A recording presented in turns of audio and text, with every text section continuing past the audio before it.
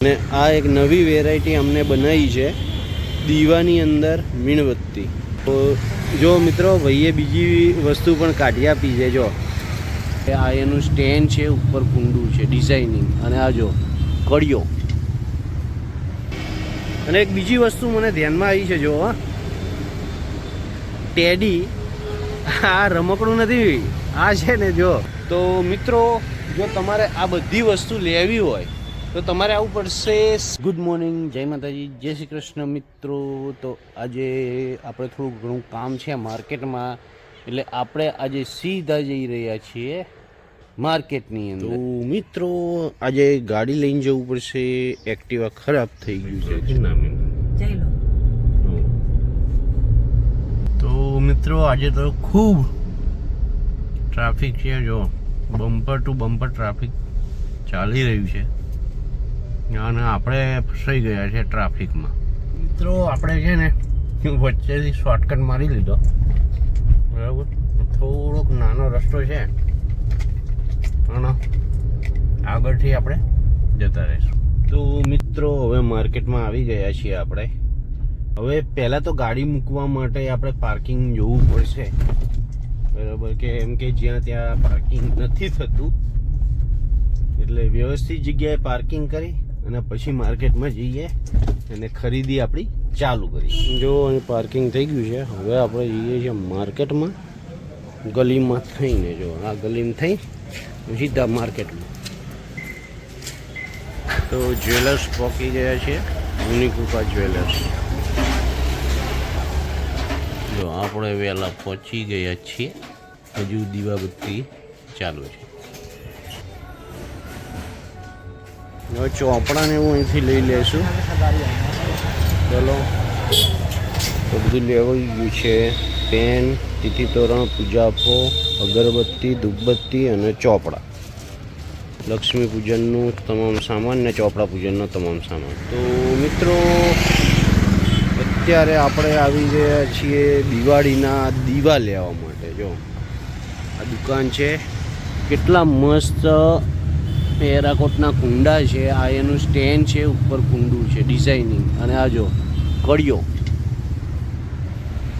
તો આ છે ને આપણા ઘરની સજાવટમાં ખૂબ કામમાં આવે. તમે આની અંદર પાણી ભરીને મૂકી શકો છો અને કંઈક ડિઝાઇનિંગ વસ્તુ પણ મૂકી શકો છો. અને આ રહે ને એ આપણે ગુલદસ્તા માટે, ફૂલદાની જે કહીએ તે, એમાં જો અલગ અલગ વેરાયટી છે. માટલા, જે દેશી માટલા માટીના આવે છે, એને તમે જો કે કલર દ્વારા કેટલું મસ્ત રીતે શણગાર્યું છે. તમારા ઘરમાં આ વસ્તુ પડી હોય ને તો એકદમ સરસ લાગે. અને એક બીજી વસ્તુ મને ધ્યાનમાં આવી છે, જો ટેડી. આ રમકડું નથી, આ છે ને જો અહીં ચકલી છે. આની અંદર આપણે પાણી ભરીએ અને અહીંયાથી પાણી પી શકીએ અને આમાં પાણી ઠંડુ પી જાય.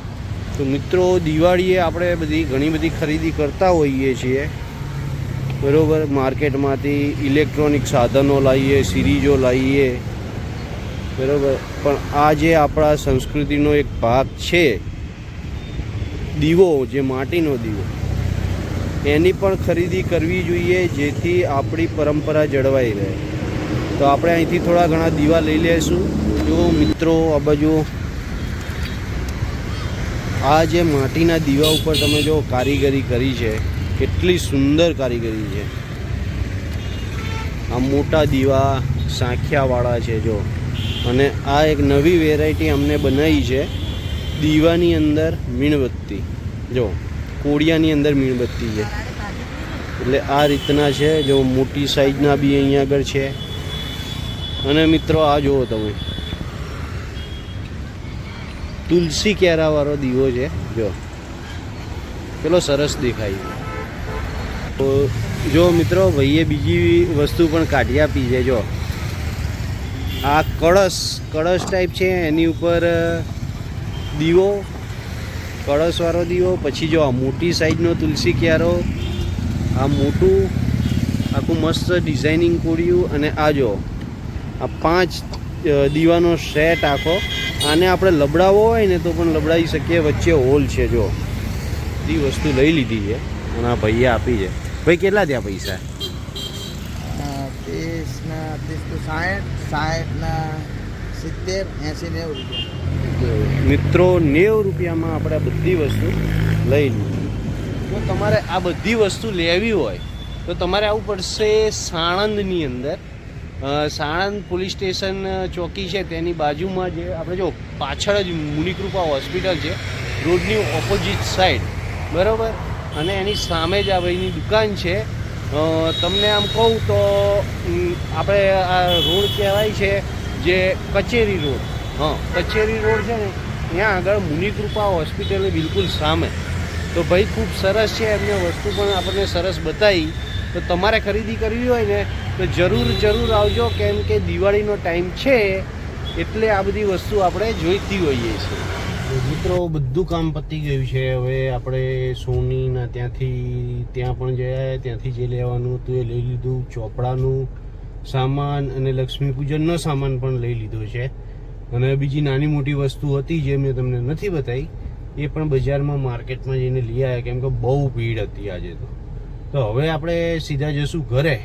તો મિત્રો આપણે આવી ગયા છીએ ઘરે.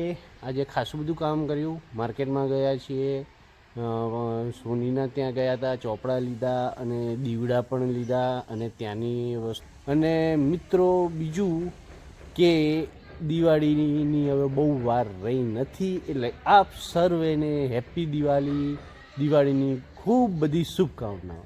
તો મિત્રો મળીએ નવા વ્લોગમાં. ત્યાં સુધી બન્યા રહ્યો ચેનલ પર. વિડીયો લાઈક કરો, શેર કરો અને ચેનલને સબસ્ક્રાઈબ કરો.